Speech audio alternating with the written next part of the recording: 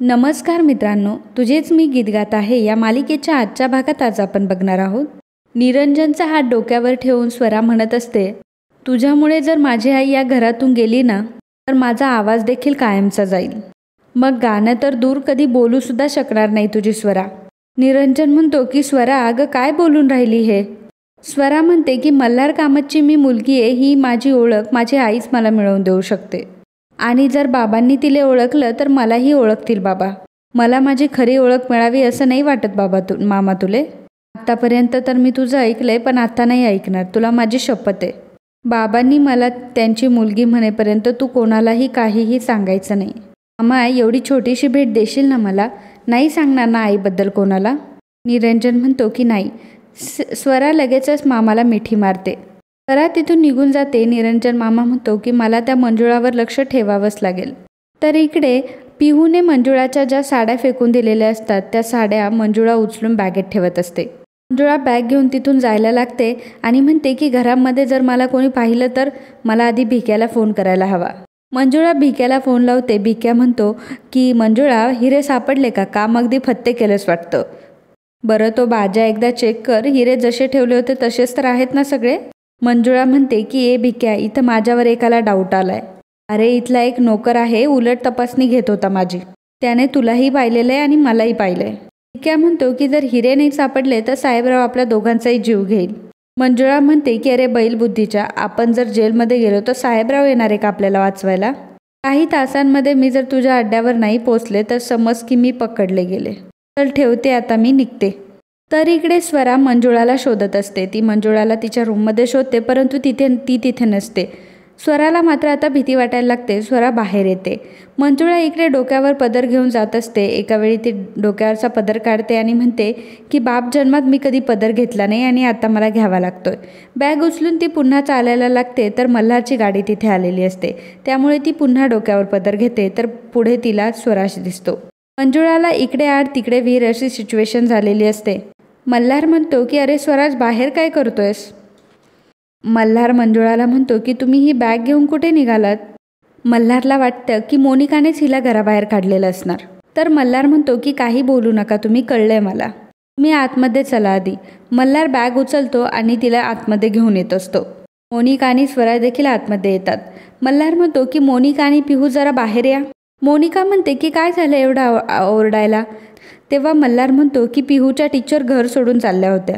तुम्हाला जरा नीट नाही वागता येत का ग त्यांच्याशी? मोनिका म्हणते की नीट वागायचं म्हणजे नक्की काय करायचं? रोज काय हिची आरती करायची आणि ही घर सोडून जाण्याच्या धमक्या देत राहणार? मल्हार म्हणतो की नुसत्या धमक्या नाही देत त्या, ॲक्च्युली त्या सोडून चालल्या होत्या. एक गुरु म्हणून तुम्हाला रिस्पेक्ट देता येत नसेल तर माणुसकीच्या नात्याने तरी वागवा समोरच्याला.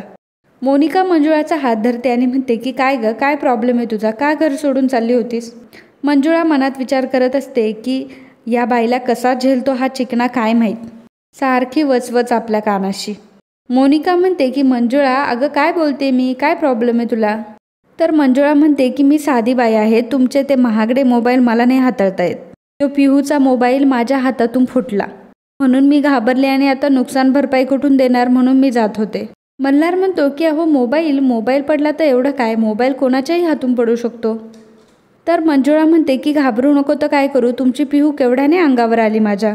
मल्हार म्हणतो की पिहू, तू यांच्यावर ओरडलीस, उद्या जर माझ्या हातून फोन पडला असता तर तू माझ्यावर ओरडली असतीस का? तर पिहू म्हणते की मी फक्त म्हटले होते की माझ्या फ्रेंडला एक गाणं म्हणून दाखव, तर ही नाही म्हणाली. तर मल्हार म्हणतो की पिहू, पहिल्यांदा हे आरे तुरे करणं बंद कर. त्या गुरु आहेत ना तुझ्या, आओ जाओ करायला शिक. मोनिका म्हणते की काय गुरु लावलंय, ती फक्त एक एम्प्लॉई आहे आणि मी तिला त्याचे पैसेही देते. मल्हार मंजुळाला म्हणतो की आम्हाला सगळ्यांना असं वाटतं की तुम्ही इथे पिहूला गाणं शिकवावं, परंतु या घरात जर तुमचा मान राखला जात नसेल तर तुम्ही गेलात तरी चालेल. अर्थात तुम्ही नाही गेलात तर मला खूप आवडेल. तर स्वराज म्हणतो की असं कसं गुरुजी, त्या नाही जाणार, पिहू त्यांची माफी मागेल ना? मोनिका म्हणते की काय? मल्हार म्हणतो की बरोबर आहे स्वराज तुझं, पिहू काय माफी मागत नाही, पिहू तिथून निघून जाते. स्वराज मंजुळाला म्हणतो की तिच्या वतीने मी तुमची माफी मागतो, पण ती खूप चांगली आहे, तिला फक्त लवकर राग येतो. तुम्ही इथेच राहा, राग नका मानून घेऊ, राहाल ना इकडेच? मल्हार म्हणतो की पिहूच्या वतीने मी सुद्धा तुमची माफी मागतो. मंजुळा म्हणते की सारखी माफी मागून लाजवू नका गरीबाला. ठीक आहे, थांबते मी. मंजुळा तिथून जात असते तेव्हा मल्हार म्हणतो की 1 मिनिट. मिठाईचा बॉक्स काढतो आणि तो म्हणतो की ही मिठाई घ्या ना. मल्हार मंजुळाला मिठाई द्यायला जाणार तेवढ्यात मोनिका तिथे येते आणि म्हणते की कसली मिठाई आहे ही. आज सकाळी 2 मला चांगल्या बातम्या मिळाल्या त्याच्यासाठी. मला एक USAचं कॉन्ट्रॅक्ट मिळालं आहे आणि आपली गावाकडची जी जमीन होती तिचाही आपल्या बाजूने निकाल लागला आहे. मोनिका म्हणते की याचा अर्थ या सगळ्या बातम्या तुम्हाला आधीपासूनच माहीत होत्या. विजय म्हणतो की ह्या दोन्ही बातम्या आम्हाला आज सकाळीच कळल्या. स्वरा मनात म्हणत असते की हा फक्त माझ्या आईचा पायगुण आहे. मल्हार मोनिकाला म्हणतो की तूही तोंड गोड कर. मोनिका म्हणते की तुझ्या शिळ्या बातम्यांची शिळी मिठाई नकोय मला. मी जर तुला कॉंग्रॅच्युलेट करायला हवं होतं तर सगळ्यात आधी बातमी मला सांगायला हवी होती. मल्हार म्हणतो की मोनिका तू सकाळी लवकर उठत नाही, मी तुला कशी सांगणार होतो बातमी. मोनिका म्हणते की मी उठेपर्यंत थांबायचंच, मग काय घाई होती. ठेव तुझी मिठाई तुझ्याकडे. ती स्वराजकडे बघते आणि म्हणते की आणि तू कोण की पिहूला माफी मागायला लावणारा. माझ्या आणि पिहूच्या गोष्टींमध्ये अजिबात मध्ये पडू नकोस, नाही तर तुला खूप महागात पडेल. थोडं बोलून मोनिका तिथून निघून जाते तर मल्हार स्वराजला म्हणतो की स्वराज तू लक्ष देऊ नकोस. बरं आजोबा सगळ्यात आधी तुम्ही तोडकोड करा, असं म्हणून स्वराजला तो मिठाई भरवतो. मल्हार म्हणतो की तुला सुद्धा असे मोठे मोठे कॉन्ट्रॅक्ट साईन करायचे. स्वराज म्हणतो की आता माझा आवाज परत आलाय तर मी नक्कीच छान गाणं गाणार. सर्वजण मिळून एक सेल्फी काढतात. स्वरा मंजुळाकडे येते आणि म्हणते की आई आता तू अजिबात काळजी करू नकोस. मी ना मामाला शपथ दिली आहे, त्यामुळे तो आता तुझ्याबद्दल कोणालाच काहीही बोलणार नाही आहे. आता झालीस ना तू खुश. मंजुळा म्हणते की अरे झेंड्या, एकच गोष्ट तुला किती वेळा सांगायची. तर स्वरा म्हणते की काय ग आई. मंजुळा म्हणते की हेच की मला आई म्हणायचं नाही. मी काय तुझी आई नाही. बघावं तेव्हा नुसतं आई आई आई सारखंच आपलं चिकटते माकडाच्या पिल्लासारखं. स्वरा म्हणते की असं नको ना गं म्हणू आई. मंजुळा म्हणते की परत तेच मंजुळा म्हणायचं मला, माझं अजून लगीन बी झालं नाही आहे.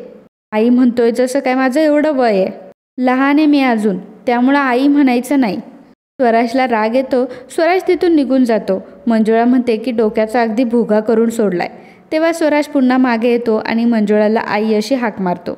तो म्हणतो की मी तर तुला आईच म्हणणार कारण तू माझी आई आहेस. तर मंजुळा म्हणते की कंदी पेढा तू तर लईच खोडकर आहे, असं म्हणून ती तिच्या मागे जायला लागते आणि थांबते. मंजुळा मनात विचार करते की अगं मंजुळे तू काय करायला आली आहेस इथे. लवकरात लवकर हिरे मिळाले की इथून कल्टी मारायची. मंजुळा भिक्याला फोन करते. भिक्या म्हणतो की मंजुळे गावलीस का काय त्यांच्या हातात.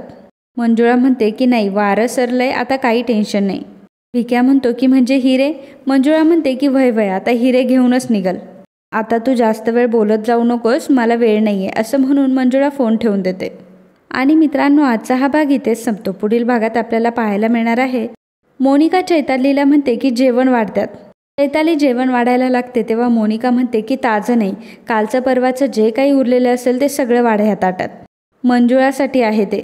मंजुळा ते ताट मोनिकाकडे घेऊन येते आणि म्हणते की तुमच्याकडे पाहुण्यांना असं शिळं जेवण देण्याची पद्धत आहे का. मोनिका म्हणते की जे दिलंय ते खा, नाही तर चालती हो इथून. स्वरा हे सर्व लांबून बघत असते.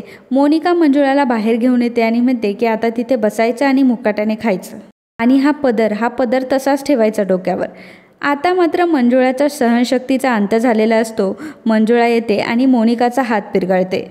ती मोनिकाला म्हणते की एक हात तोडून दुसऱ्या हातात देईन, हा मापात राहायचं. तर मोनिका मात्र मोठमोठ्याने ओरडत असते. तर मित्रांनो असेच तुझेच मी गीत गात आहे या मालिकेचे अपकमिंग एपिसोड बघण्यासाठी आताच आपल्या चॅनलला सबस्क्राईब करा. आणि आजचा हा व्हिडिओ तुम्हाला आवडला असेल तर व्हिडिओला लाईक आणि कमेंट करायला अजिबात विसरू नका. धन्यवाद.